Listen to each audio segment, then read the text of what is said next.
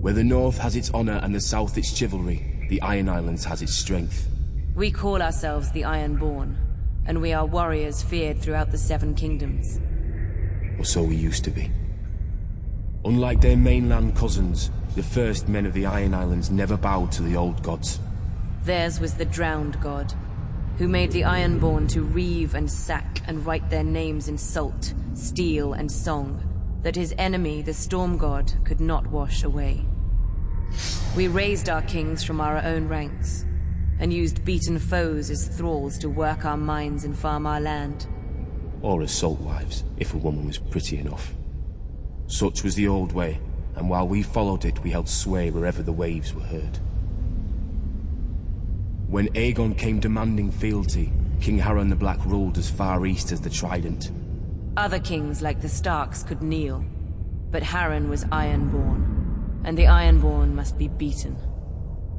In Harrenhal, he had the mightiest castle in Westeros, and the army to defend it. But Aegon did not intend a siege. He mounted his dragon and roasted Harren and all his sons in their tower, and the Old Way with them. Because of Harren's defiance, Aegon pushed the Ironborn back to our islands and gave the Riverlands to the Tullys. But he did allow the Ironborn to choose who would lead them. House Greyjoy had always been one of the greatest houses of the Iron Islands.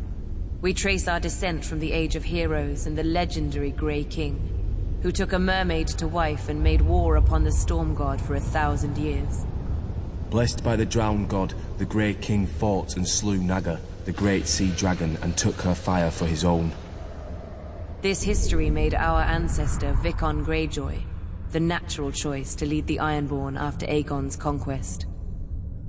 For 300 years, House Greyjoy ruled the Ironborn. We styled ourselves Lord of the Iron Islands, King of Sultan Rock, Son of the Sea Wind, Lord Reaper of Pike. In truth, we were thralls. Our people still chanted, "What is dead may never die." But the Old Way had died. Until the Targaryens followed their dragons into the grave, and our Lord Father, Balon Greyjoy, rose against the new king, Robert Baratheon. He seized our ancient crown and sent our Iron Fleet against the Lannisters at Lannisport, burning all their ships before any could weigh anchor. Though Robert and Eddard Stark would later defeat him, they understood us no better than Aegon.